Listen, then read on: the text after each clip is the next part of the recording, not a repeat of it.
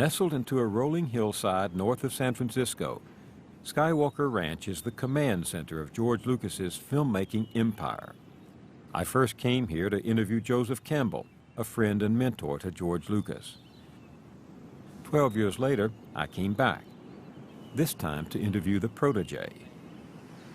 After a 22-year hiatus, George Lucas is back in the director's chair with a new episode in his Star Wars epic, The Phantom Menace.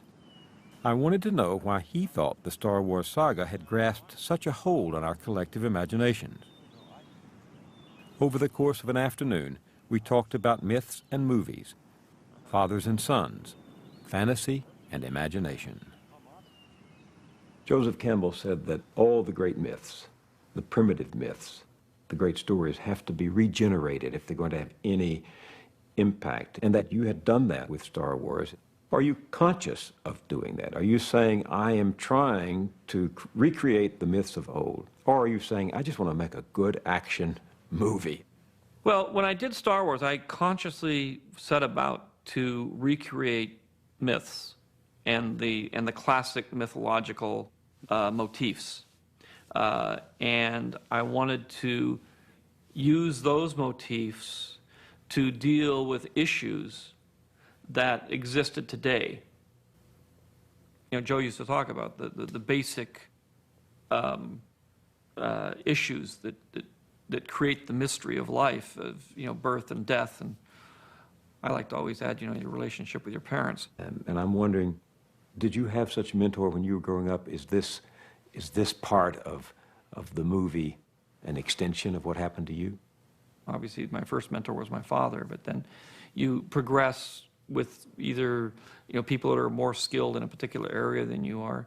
In film, Francis Coppola became my mentor and taught me how to write screenplays, taught me how to work with actors.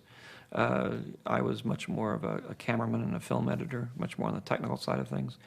And, you know, I think my last mentor probably was Joe, Joseph Campbell. Joe Campbell, who asked a lot of the interesting questions and exposed me to a lot of things that made me very interested in a lot more of the cosmic questions and the mystery.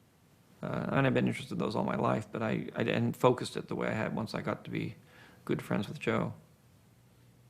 A professor I know said that he recently asked his freshman class how many of them had seen all three of the trilogy, and everyone in the class raised his hand. And he said to me, I hope Lucas knows he's mentoring an entire generation of young Americans. I have a philosophy that we all teach, and we all teach every day of our lives. And it's not necessarily what we lecture.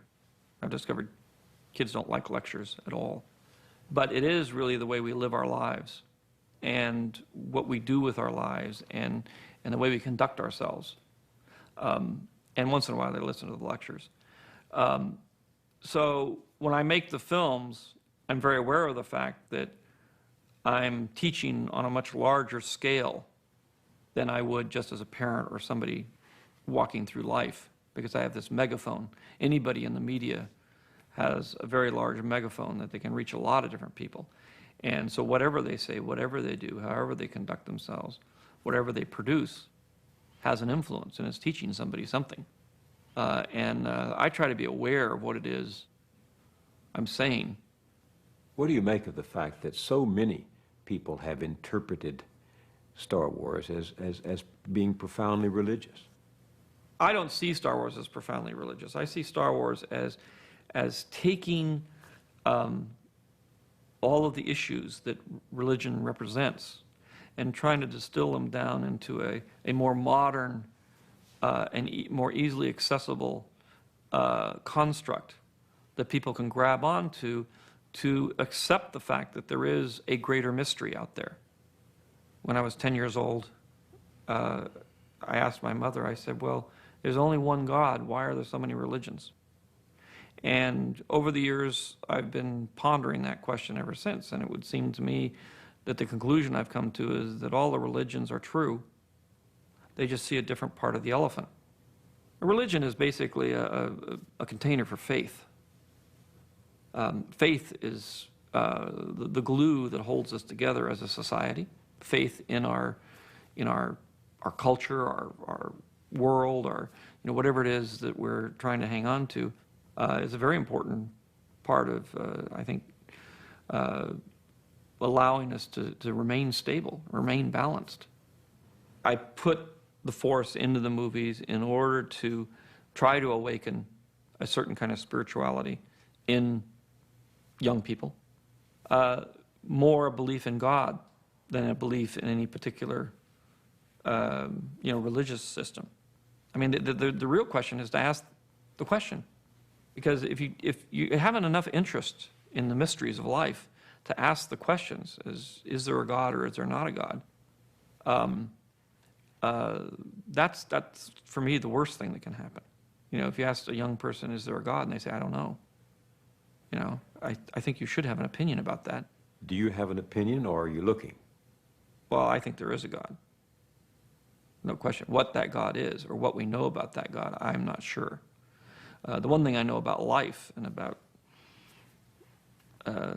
the nature of the human race is that the human race has always believed it's known everything. Even the cavemen thought they had it all figured out, and they knew everything there was to know about everything, because that's where mythology came from. It's constructing some kind of context for the unknown. So we figured it all out. It was fine. I would say that cavemen had on a scale understood about 1. Now we've made it up to about 5. The only thing that most people don't realize is the scale goes to 1 million. The central epic of our culture has been the Bible, and it's about fall, wandering, redemption, return. But the Bible no longer occupies that central place in our culture today. More and more people today, young people in particular, turning to movies for their inspiration, not to organize religion. Mm-hmm. Well, I hope that doesn't end up being the course that this whole thing takes, because I think there's definitely a place for organized religion. That's a very important part of the social fabric. And I would hate to find ourselves in a completely secular world where entertainment was passing for some kind of religious experience. One reason, one critic said, that Star Wars has been so popular with young people is religion without strings attached, that it becomes a very thin base for theology. In fact, well, it is a thin base for theology. That's why I would hesitate to call the Force God. When the film came out, almost every single religion took Star Wars and used it as an example of their religion, and were able to relate it to young people and saying this is what, and relate the stories specifically to the Bible and relate stories to the Quran and the Torah and things. And so it's like, if it's a tool that can be used to make old stories be new and relate to younger people, that's what the whole point was. Have you been influenced by Buddhism? Because Star Wars came along just about the time there was this growing interest in America in Eastern religions. And I noticed in The Phantom Menace, the new Episode 1, that they discover this slave child who has an aura about him. And it reminded me of how the Buddhists go out to look for the next Dalai Lama. Mm-hmm.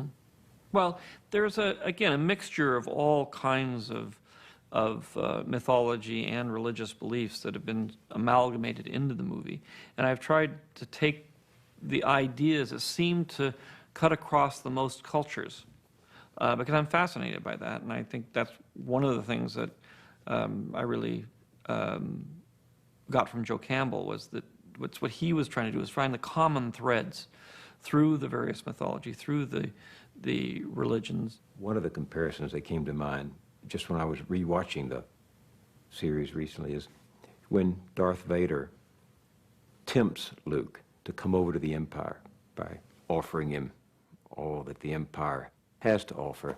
I was taken back in my own youth to the story of Satan taking Christ to the mountain and offering him the kingdoms of the world if only he would turn away from his mission. Right. Was that conscious in your mind? Well, yeah, I mean, that story also has been retold, the temptation. I mean, Buddha was tempted in the same way. It's all through mythology. I didn't want to invent a religion. I wanted to try to explain in a different way the religions that have already existed. You're creating a new myth. Well, I'm telling an old myth in a new way. I'm just taking the core myth and I'm localizing it.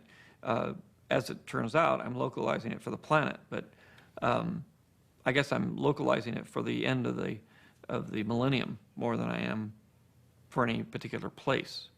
This is this is again part of the globalization of the world we live in. The average human being has much more awareness of the other cultures that coexist with them on this planet, and that certain things go across cultures, and entertainment is one of them, and film and the stories that I tell cut across all cultures, are seen all around the world.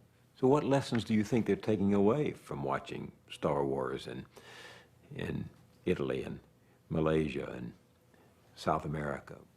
One of the main themes in the film is having organisms realize that they must live together, and they must live together for mutual advantage.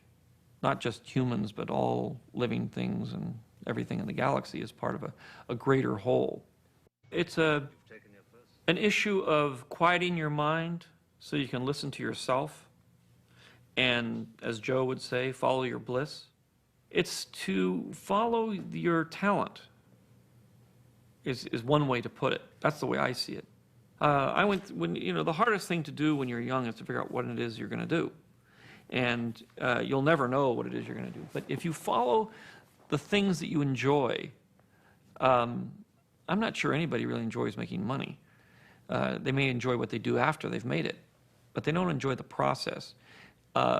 If you can find something that you actually enjoy the process, then you found your bliss. And what do stories do for us in that sense? What are myths? They try to show us our place. Myths help you to have your own hero's journey, find your individuality, find your place in the world, but hopefully remind you that you're part of a whole and that you must also be part of the community and think of the welfare of the community above the welfare of yourself. I hear so many young people today talk about a world that's emptied of heroism, where there are no more noble things to do. What do you say to them? Everybody has the choice of being a hero or not being a hero every day of their lives. And you can either help somebody, you can be compassionate toward people, you can treat some people with dignity, or not. And one way you become a hero, and the other way, you're part of the problem. And it's not a grand thing. You don't have to get into a giant laser sword fight and blow up 3 spaceships to become a hero. I mean, it's a very small thing that happens every day of your life.